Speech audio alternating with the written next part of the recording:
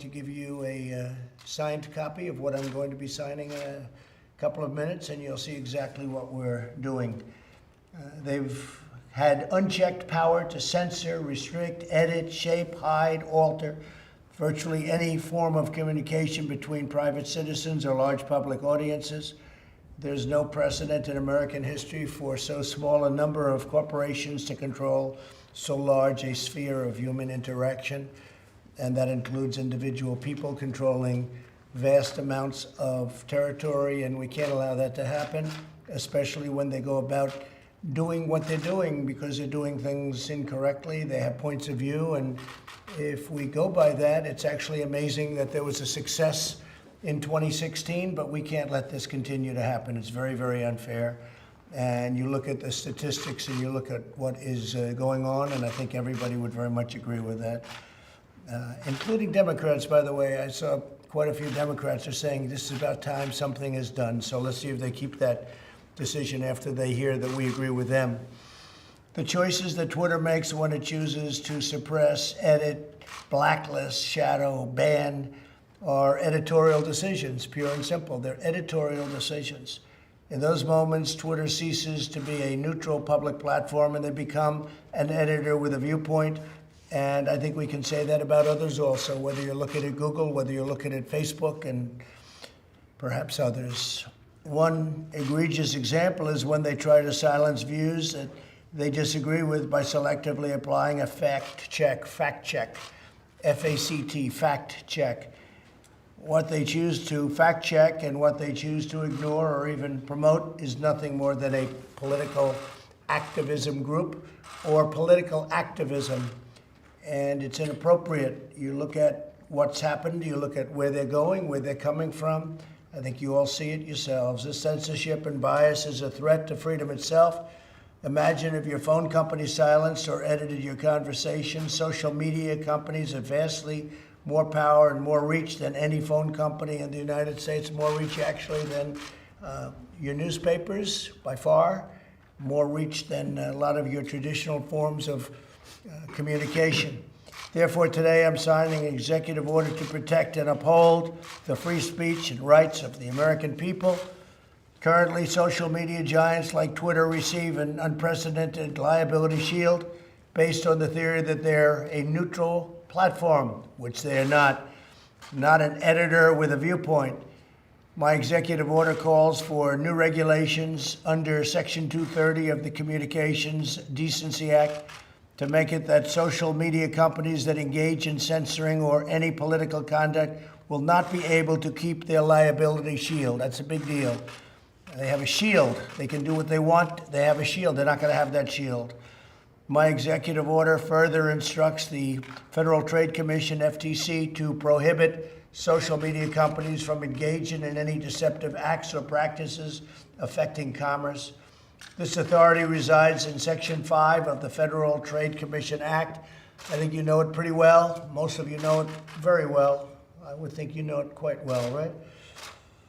Additionally, I'm directing the Attorney General to work cooperatively with the states. He's going to be working very much and very closely in cooperation with the states to enforce their own laws against such deceptive business practices. The states have broad and powerful authority to regulate in this arena, and they'll be doing it also, and we encourage them to do it if they see exactly as we've been seeing. It's what they're doing is tantamount to monopoly, you can say. It's tantamount to taking over the airwaves. Can't let it happen. Otherwise, we're not going to have a democracy. We're not going to have anything to do with a republic. Finally, I'm directing my administration to develop policies and procedures to ensure taxpayer dollars are not going in any social media company that repress free speech. The government spends billions of dollars on giving them money. They're rich enough, so we're going to be doing none of it or very little of it. As president, I'll not allow the American people to be bullied by these giant corporations. Many people have wanted this to be done by presidents for a long time. And now we're doing it, and I'm sure they'll be doing a lawsuit, and I'm also sure that we're going to be going for legislation in addition to this, and the legislation will start immediately. And I tell you, I've been called by Democrats that want to do this, and so I think you could possibly have a bipartisan situation, but we're fed up with it, and it's unfair, and it's been very unfair, and we'll see what happens. Any questions? Mr. President, given your concern with Twitter, have you given any consideration to deleting your account, to just walking away from this platform you've been so critical of? Well, you know, if you weren't fake, I would not even think about it. I would do that in a heartbeat. I'm real, but sir. the news is fake. If you look at what it gets printed in newspapers, if only the public could understand where, you know, they're reading a story and they think it's real, and it's not real in so many cases. And I'm not saying in every case. You have some great journalists. You have some journalists that I have great respect for. But largely, I find, at least in a political sense, there's so much fake news, it's disgraceful. I would do that in a heartbeat if we had a fair press in this country, I would do that in a heartbeat. There's nothing I'd rather do than get rid of my whole Twitter account, but I'm able to get to, I guess, 186 million people when you add up all the different accounts and add Facebook and Instagram. It's a lot of people, and that's more than the media companies have, frankly, by a lot. And so if I get a story that's wrong, I can put a social media, I don't usually use the word Twitter, I say social media, but I put something out and the next day or the next hour or the next minute, everybody's reading about it. So I'm able to refute fake news, and that's very important. I'd like to ask the Attorney General, please, to say a couple of words, and he's very strongly behind it, backing it very powerfully, and again, we're going to be doing this. We're also going through Congress. Well, as you mentioned, Mr. President, one of the things that I found has the broadest bipartisan support these days is the feeling that this provision, Section 230, has been stretched way beyond its original intention, and people feel that on both sides of the aisle. This was adopted 25 years ago to protect the fledgling industry, and its purpose was to allow websites that were serving as essentially bulletin boards for diverse third-party content coming on, to say that you're not responsible for the content of that third-party information. And it also tried to encourage these companies to take down things like child pornography or human trafficking advertising and things by saying if you act to remove this kind of objectionable material, you won't be liable for taking it down. Now it's been completely stretched to allow what have become really behemoths who control a lot of the flow of information in our society to engage in censorship of that information and to act as editors and publishers of the material. So when they put on their own content, like fact-check content onto other people's content, and when they curate their collection, and when they start censoring particular content, including in many cases at the direction of foreign governments like Communist China, they become publishers, and they shouldn't be entitled to the same kind of shield that was set up earlier. Now, this executive order is a very strong step toward addressing this problem. It sets up a rulemaking procedure that will eventually be under the FCC to try to get back to the original interpretation and understanding of Section 230. It also empowers the Attorney General to work with state attorneys general to come up with model legislation that addresses this at the state level. And we're preparing federal legislation, which we will be sending over shortly for review at the Office of Management and Budget. So this is an important step to get back to the original understanding. You know, there's a bit of a bait and switch that's occurred in our society. These companies grew because they held themselves out as public forums, as free public forums where a variety of voices and diverse voices could come on and be heard. That's how they grew. That's how they attracted the eyeballs. That's why people joined them. But now that they have become these very powerful networks of eyeballs, now that they've grown by holding themselves out as free public forums, they've now switched. And they are using that market power to force particular viewpoints. And that's wrong. And it has to be addressed not only through this executive order, but I think litigation going forward and by further action on Capitol Hill. Thank you, Mr. President. Mr. President, not Do you have only, any questions for the Attorney General? yes, actually, I do. Mr. Attorney General, not only have you been against Section 230, and the President has been against Section 230, the Vice President has said he's against Section 230.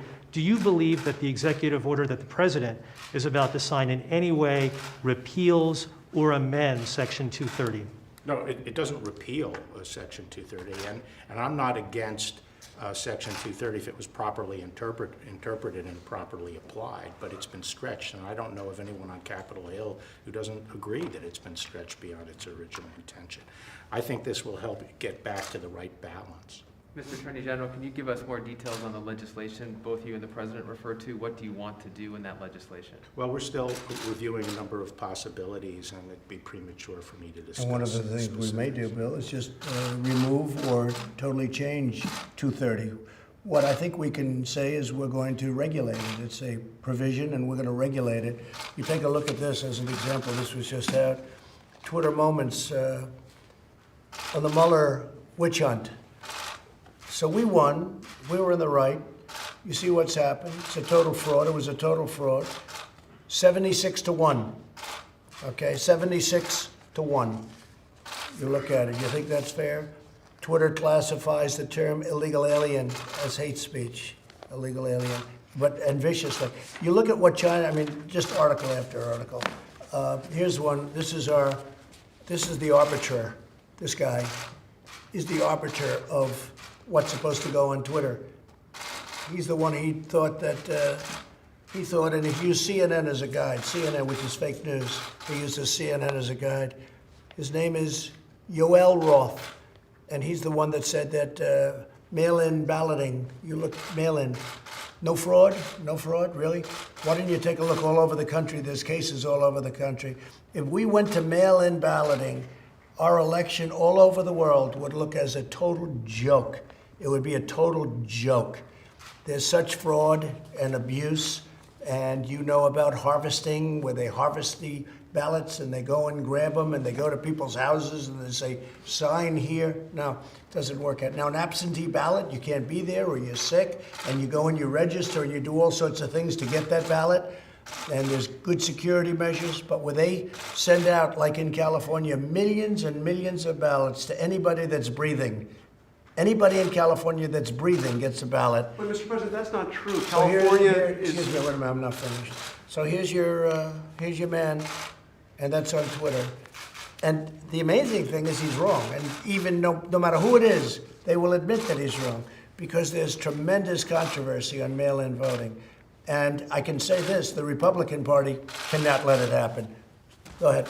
Well, you know Gavin Newsom, Governor Newsom, has not sent ballots out to everybody in California. They're only going to registered voters. How many are So, there? How many are there? so what your tweet said was not wrong. Okay, That was not correct. It was wrong. Okay, oh, really? So when he sends out 28 million ballots, and they're in all the mailboxes, and kids go and they raid the mailboxes, and they hand them to people that are signing the ballots down the end of the street, which is happening.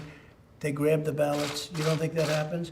There's ballot harvesting where all of us, we had 7 elections for Congress, and they were like tied, and they lost every one of them because they came and they dropped a whole pile of ballots on the table. But you don't think they rip them out of mailboxes? It's all the time. You read about it. You can read about it. Take a look. They do worse than that. In some cases, they won't sell them, like to a Republican community, a conservative community. They don't happen to send the ballots to those communities. And there's no way of checking. No, you have to go and you have to vote. Voting is a great thing. Voting, we would be the laughing stock of the world. And if you just use common sense, you know that's going to happen. But they raid the mailboxes. They can even print ballots. They get the same paper, the same machine, nothing special. They get the same paper, the same machine. They print ballots. And Bill would have to do a great job to catch him doing it, or your state authorities would have to. But you have tremendous potential, and you have tremendous fraud and abuse, but you have tremendous potential for fraud and abuse. Go ahead. Mr. President, you had said in one of your tweets that you would consider shutting down Twitter and social media companies. Did you actually mean you would want to shut down an American company? Well, I think it's going to be, I tell you what, I have so much, it seems, influence over Twitter in the sense of people wanting to go Twitter because of what I have. I have a vast number, we have a number of platforms, as you know, we have millions and millions of people. I think this, if Twitter were not honorable, if you're going to have a guy like this be your judge and jury, I think you shut it down as far as I'm concerned, but I'd have to go through a legal process to do that. How would you shut down an American I don't know, I'd have to company? ask the lawyers, I'd have to go through a legal process. If it were legal, if it were able to be legally shut down, I would do it. I think I'd be hurting it very badly if we didn't use it anymore. I mean, we have other sites we could use, I guess, or would have to develop other sites. But, and I'm not just talking about Twitter. Look at Facebook. Look at the tribunal they set up at Facebook. This woman who, you remember testifying recently in Congress, her hatred was so incredible toward the Republican Party and me that there is no way you can get a fair trial. So this is not like it's supposed to be.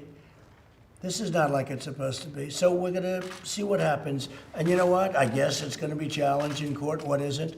But I think we'll do very well. Yeah, go ahead. Mr. President, go ahead. as to potential litigation, can you discuss the timing of that and what is the remedy that you're going to be seeking?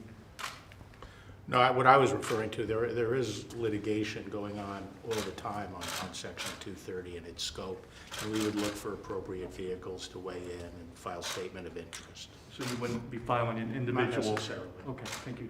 Mr. President, Mr. President, are you worried about the situation on the border between India and China? India. He loves India so much he's never asked a question other than an India question, and that's okay. I just got back from India, right? I just beat COVID. You're very I got popular. back. I know. They like me in India. I think they like me in India certainly more than the media likes me in this country. No, and I like Modi. I like your prime minister a lot. He's a great gentleman. Great gentleman. Yeah, they have a big conflict going with India and China. Is that what you're talking about? Yeah? Yes. They have a big conflict going with India and China. Two countries with 1.4 billion people. Two countries with very powerful militaries. And India's not happy, and probably China's not happy. But I can tell you, I did speak to Prime Minister Modi. He's not in a good mood about what's going on with China. Mr. President, have you spoken to? Wait, are you finished?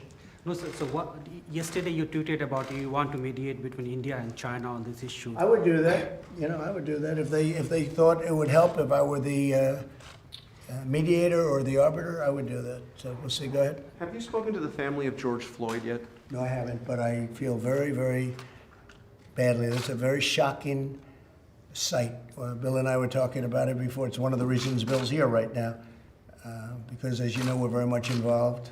And I've asked the Attorney General, FBI, and the Attorney General to take a very strong look and to see what went on, because that was a very, very bad thing that I saw. I saw it last night, and I didn't like it. Do you think those police officers should be prosecuted? I'm not going to make any comment right now. I can tell you, I think what I saw was not good, very bad.